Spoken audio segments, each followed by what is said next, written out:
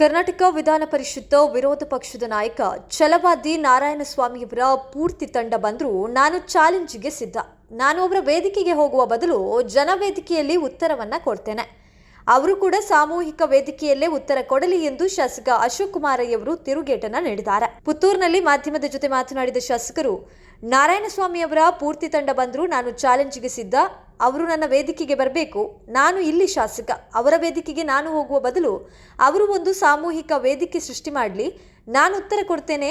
ಅವರು ಕೊಡೋದಾದ್ರೆ ಸಾಮೂಹಿಕ ವೇದಿಕೆಯಲ್ಲಿ ಉತ್ತರ ಕೊಡ್ಲಿ, ಜನರ ವೇದಿಕೆಯಲ್ಲಿ ಉತ್ತರ ಕೊಡ್ತೇನೆ ಎಂದು ಹೇಳಿದ್ರು. ನಾಯಿ ಕಳ್ಳ ಬಂದರೂ ಬೊಗಳ್ತದೆ, ಒಳ್ಳೆಯವರು ಬಂದರೂ ಬೊಗಳ್ತದೆ.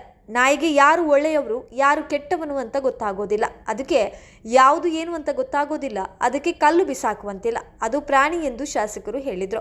ಮೇಲ್ಗಡೆಯಿಂದ ಬಂದು ಏನೇನೋ ಹೇಳಿ ಹೋಗ್ತದೆ. ಯಾರಿಗೂ ಎಷ್ಟು ವರ್ಷ ಅಧಿಕಾರ ಇರ್ತದೆಯೋ, ಯಾರು MLA ಆಗ್ತಾರೋ, ಯಾರು ಮಂತ್ರಿ ಆಗಿದ್ದಾರೋ, ಆದರೆ ಯಾರು ಪರ್ಮನೆಂಟ್ ಇಲ್ಲ. ಸುಮ್ಮನೆ ಇದ್ದವರನ್ನ ತಂದು ಮಾತನಾಡಿಸಿ ನಮ್ಮ ಬಾಂಧವ್ಯ ಯಾಕೆ ಹಾಳು ಮಾಡುವಂಥದ್ದು? ಇದಕ್ಕೆ ಬುದ್ಧಿ ಇಲ್ಲ. ಈ ಕುರಿತು ನಮ್ಮ ಬಾಂಧವ್ಯ ಹಾಳಾಗದಂತೆ ನಾನು ಬಿಜೆಪಿಯ ಬಂಧುಗಳಲ್ಲಿ ವಿನಂತಿ ಮಾಡ್ತೇನೆ ಎಂದು ಹೇಳಿದರು.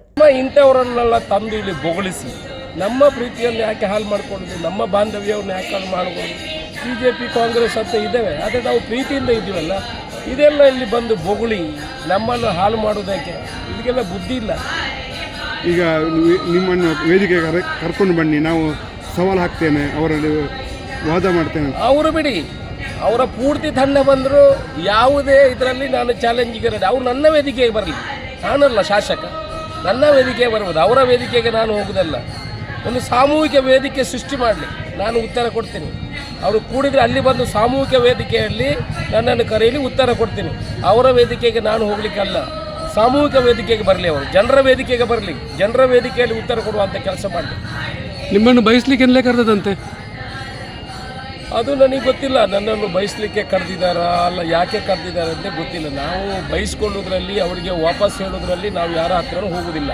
ನಮ್ಮ ತಂಟೆಗೆ ಬಂದರೆ ಮಾತ್ರ ನಾವು ಉತ್ತರ ಕೊಡ್ತೇವೆ ಹೊರತು ನಾವು ಬೇರೆಯವರ ತಂಟೆಗೆ ಹೋಗೋದಿಲ್ಲ. ನಮ್ಮ ಒಂದೇ ಒಂದು ಉದ್ದೇಶ ಪುತ್ತೂರಿನ ಅಭಿವೃದ್ಧಿ ಆಗಬೇಕು. ಆ ನಿಟ್ಟಿನಲ್ಲಿ ನಾವು ಕೆಲಸ ಮಾಡ್ತೇವೆ. ಜನ ಅದನ್ನು ಸ್ವೀಕಾರ ಮಾಡ್ತಾರೆ ಅಂತ ನನಗೆ ಗೊತ್ತಿಲ್ಲ.